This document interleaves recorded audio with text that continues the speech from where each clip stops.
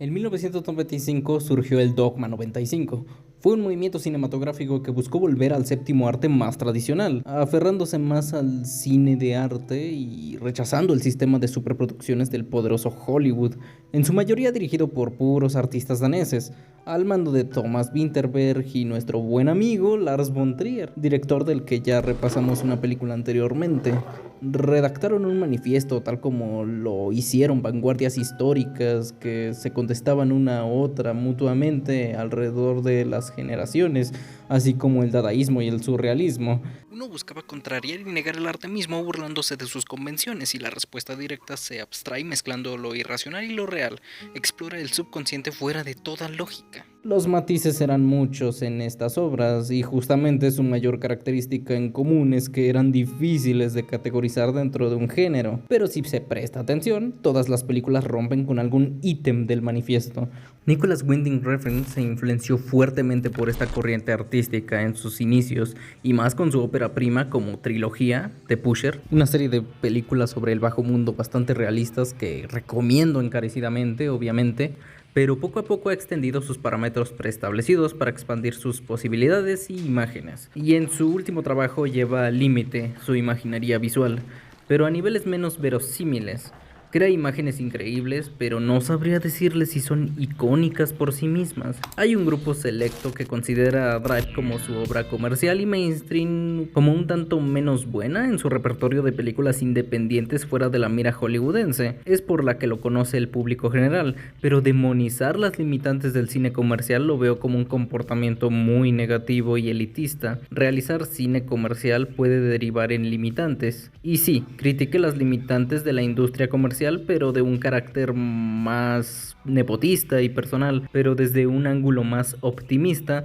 Se trata de ver las diferentes opciones y posibles resultados con las limitaciones obligatorias que acarrea hacer una película para el público general sin perder tu estilo, como un reto para los directores más de culto y de un nicho pequeño como el buen Nicholas lo era. Además, no puedes esperar tener la chance de poder realizar una película a nivel comercial y arriesgarte con una obra experimental de planos fijos y secuencias largas, con un enorme valor estético y artístico, pero que conlleve un gran tedio para el espectador. Y aunque soy un pretencioso de cuidado y me encanta torturarme viendo vacas pastar por 15 minutos para mayor inmersión, es un hecho que no es un espectáculo convencional con el cual entretener, y es entendible que a la gente no le atraiga tanto y le ahuyente bastante estos conceptos. Y ahora, en su último trabajo, Copenhague Cowboy, es como Drive, pero no.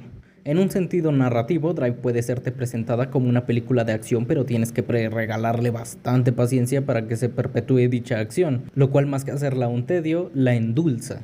Ahora traduce esa fórmula, pero en un formato de serie de 6 horas. Copenhague Cowboy es más que nada una experiencia alucinógena que vale la pena vivir con la suficiente paciencia. Nicholas se expresa respecto al proyecto como pintar un cuadro, pero el lienzo nunca se detiene.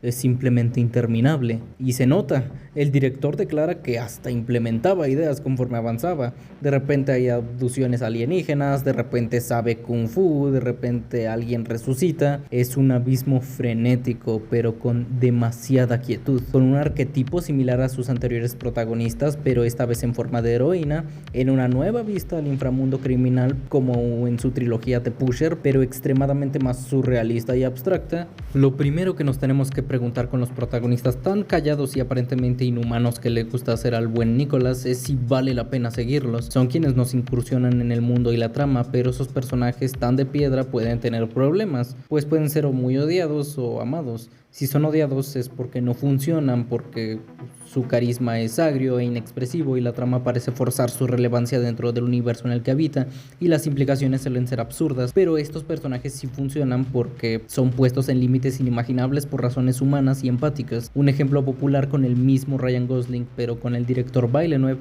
en Blade Runner 2079, más luz, neón e imágenes hermosas. Su personaje es casi tan mítico por estas mismas razones, pero no tratamos con los seres casi deshumanizados e inexpresivos de Drive o Copenhague Cowboy. Allí es directamente una máquina en busca de su humanidad e identidad.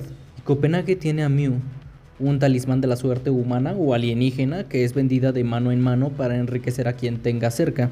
Obviamente, ser identificada como este objeto o mercancía es lo que le quita todo rastro de expresividad. Poco a poco reacciona a todos los hechos que acontecen en la mafia de Copenhague. Sin hacer nada especialmente es arrastrada a tomar su primera acción y escapar a la fuerza de sus compradores y empatizar con la primera persona que se le presente para ayudarla. Una vez fija su objetivo en devolverle su hija con la que está siendo chantajeada a la cocinera que trabaja para la mafia yakuza de Copenhague, fija una sola meta y termina devastando todo orden establecido en el sistema criminal con su sola presencia. Y aunque parece haber vivido desde su misterioso nacimiento en el corrupto mundo del crimen, parece estar muy incomunicada con muchos elementos del mismo. Solo hace tareas y destruye lo que toca por un motivo aparentemente noble, actuando como un agente del caos. En el camino se topa con criminales, psicópatas y víctimas, aunque a veces la línea entre estos es bastante delgada. Aparte de sus espacios oníricos y surrealistas que transicionan entre lo natural y suburbano al ecosistema criminal, hay un efecto particular con los cerdos, los cuales son mercancía y herramientas para desechar los cuerpos y sirven como un simbolismo, generalmente asociados con la inmundicia, como los criminales violentos o los personajes asquerosos e insaciables que se nos son presentados. ¿Qué separa al animal del hombre? La línea que nos separa se desdibuja en su interminable apetito, incluso devorándose entre sí. Estos personajes gruñirán o se revolcarán como dichos animales, coexistiendo en la colorida inmundicia del crimen. Y sí, los imitarán literalmente, en una mezcla bizarra e inquietante. La forma en la que se leen las escenas en pequeños planos secuencias pueden hacer pensar sobre que si la información que se nos brinda vale la pena ser retenida o no, pero es puramente inmersiva. No se molesta en hacer tantos cortes para que la información y la propia imagen sea retenida de forma más elegante. La cámara gira en 360 grados en sincronía con la información y acción que se tomará.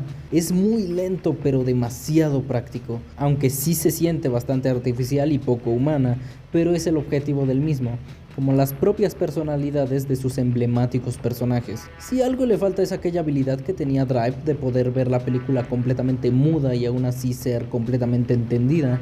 Esa habilidad narrativa de las imágenes no creo que sea tan posible en Copenhague Cowboy, porque si alguien tiene premisas simples es Nicholas, pero su mayor encanto es el cómo las traduce en imágenes y secuencias de pura acción, y no acción dinámica, sino los simples personajes interactuando o simplemente reaccionando según la historia, sin depender del diálogo, porque el lenguaje es puramente visual.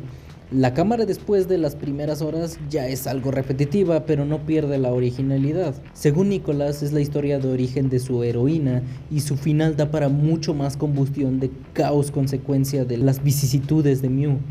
Pero como ocurre en colaboración con grandes productoras como lo es Netflix esta vez, estos proyectos son una apuesta arriesgada y será cuestión de los productores si sigue en pie esta pintura en proceso de Nicholas o firmarán otras 2 películas de A través de tu ventana.